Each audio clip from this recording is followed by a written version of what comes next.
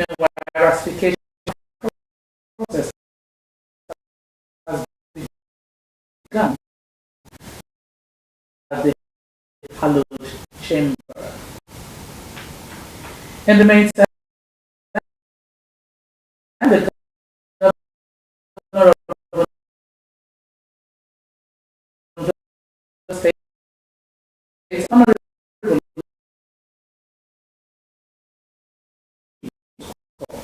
both appointments take immediate effect.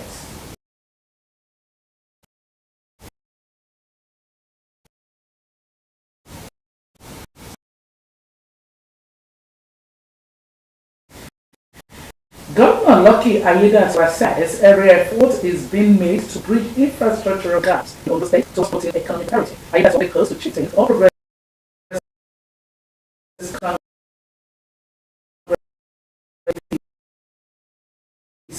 from Ondo West local government area of state restated his reserve to make people the focal point of his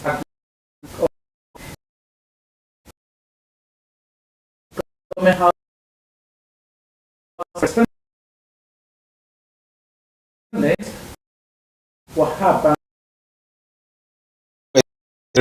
of Ondo by federal maker, Mr. Bill Makinde.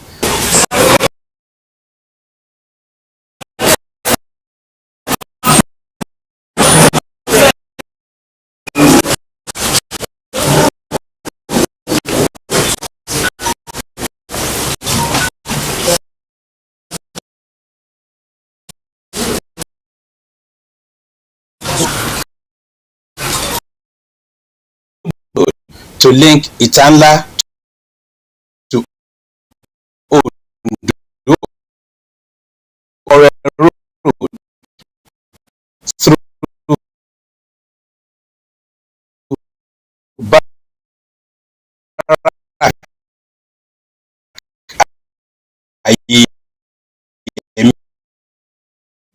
budget, and we have seen that a bypass road has indeed been included in the 2024 budget, both from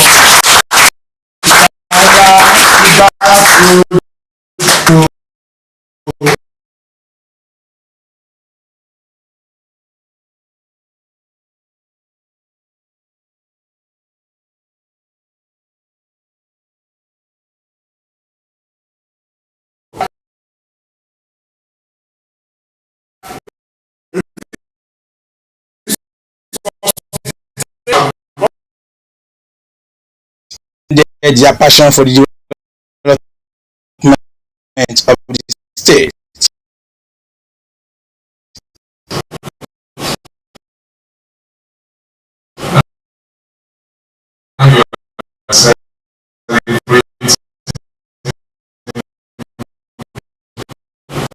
The road, the outgoing ring, that is the point. That is from analysis. The three interests we have: your personal interest, your community interest, your personal interest. Personal interest is like what like it this matter. I don't be following for me. What is in it for me? And you have your community interest. What can I take back to my community? The university go from looking down. Check my guy go. Let me also thank him. Community interest. What would like to do back in this whole political game? And then our party interest. Must be in government. If we are in power, we retain power. If we are not in power, I want to assure all the lowest leaders that we like this journey together. It thanked them for acknowledging the new bypass road to be constructed noting that would be carried out in the ancient town, Wahab.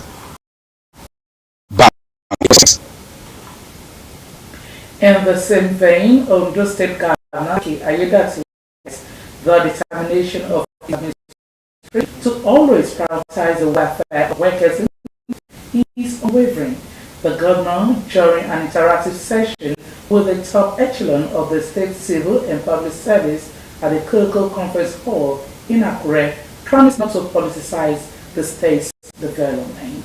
Ayedati appreciated the support and cooperation of workers in the state, noting their contributions to the advancement of every sector of the economy. Government House correspondent Wahab, please, the story. It's time to meet minds of bureaucrats in the state as part of the determination of Governor Lucky Ayedatiwa to promote all development of the state towards improving conditions of habitats.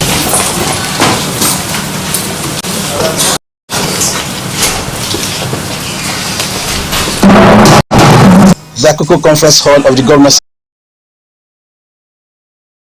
Office was splitted as permanent secretaries and county officers gathered for the meeting. The head of service, Mr. Kayode Ogundele, who thanked Governor Ayedatiwa for his passion for workers' welfare, promised more support of the state workforce for his administration. And I want to also acknowledge your passion in showing clearly, without any equivocation, the fact that you assume the duty to passionately pursue the objectives of the organization you are part of. And this you made clear when you gave the directive project in the state. As such, must not be allowed.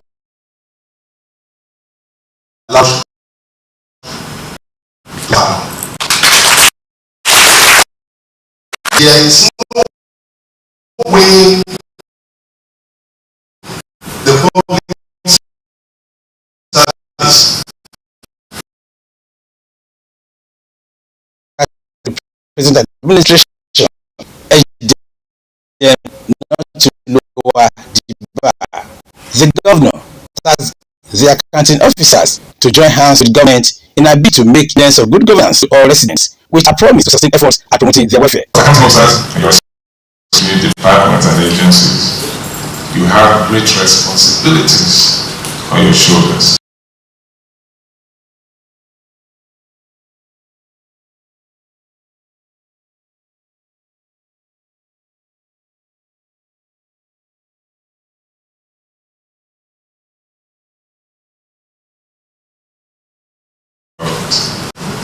The executive arm, but there's nothing we can do without you, and ensure that all government programs in your various MDs are effectively and efficiently executed. This you will do. That is why we are here, because it is my belief that no administration can fly higher than the delivery capacity and capability of its bureaucracy. We have also resolved on our part as a government, even though you are part of it, to ensure of your welfare, that you are properly motivated and taken care of, so that you can also perform very well. The governor said the appointments of new permanent secretaries in the state will soon be carried out based on merit, vacancies, and needs. Wahab Bankole, Osrc News.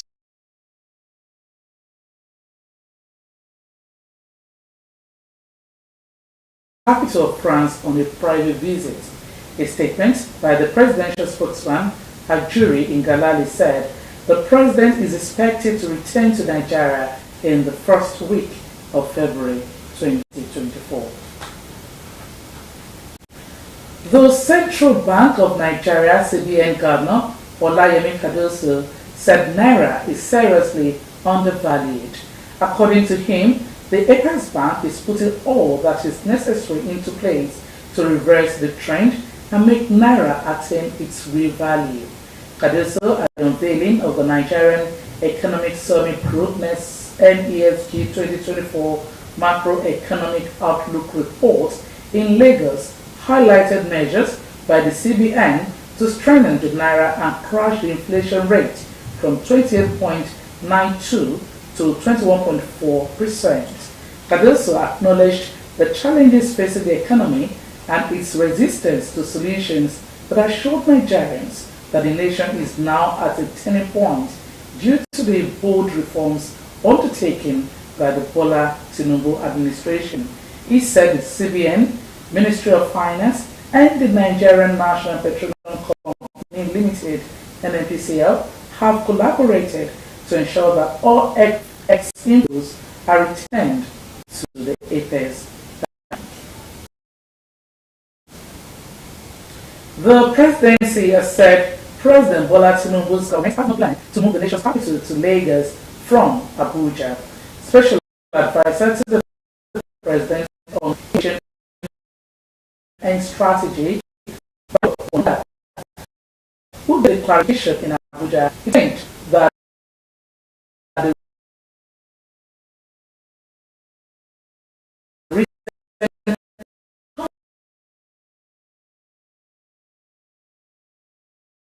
that had been sparked by the Central Bank of Nigeria CBN and Federal Airports Authority of Nigeria to relocate their departments from Abuja to Lagos have misinterpreted the situation. For the movement of the funds to Lagos had nothing to do with moving the federal capital. Adding that the conspiracy was fueled by dishonest ethnic and regional champions.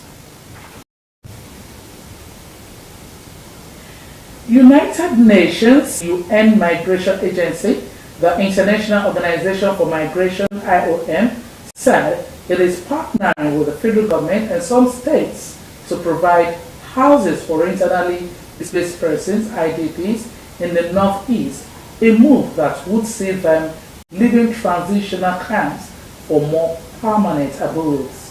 IOM's Chief of Mission to Nigeria, Mr. Lauren Boyd, said this at a news conference in Abuja.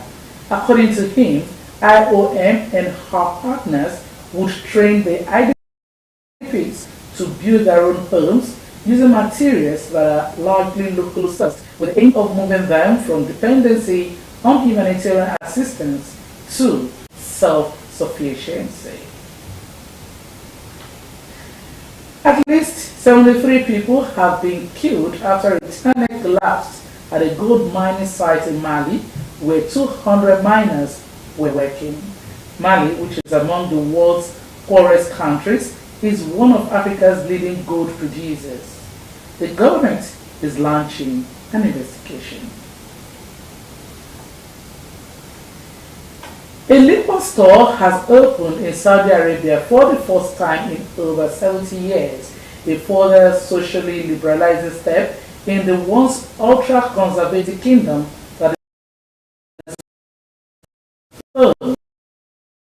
the holiest site in Islam. Diplomats reported that, though restricted to non-Muslim diplomats, the store reader comes as Saudi Arabia's assertive crown prince, Mohammed bin Salman, aims to make the kingdom a tourism and business destination as part of ambitious plans to slowly win its economy away from crude oil. However, challenges remain, both from the prince's international reputation after the 2018 killing of Washington Post columnist Jamal Khashoggi, as well as internally with the conservative Islamic moves that have governed its sandy expanses for decades. In the heart of Rafah, the Al-Jaffa family has ignited its parade of generosity. They have established a bread to distribute free bread to the displaced.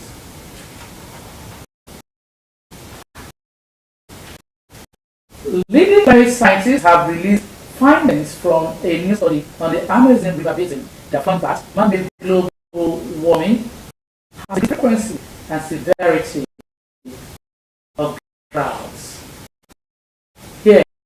is the details. We'll bring you the details later. A new law that critics say will stifle freedom of speech has been approved by Sri Lanka's parliament. The online safety bill has had a rocky ride since being introduced by the government in September last year. Zaid Ariba has it.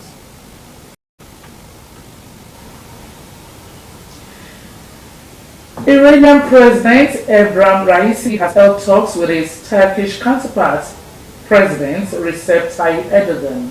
The leaders discussed a number of issues, including Israel's war from Gaza.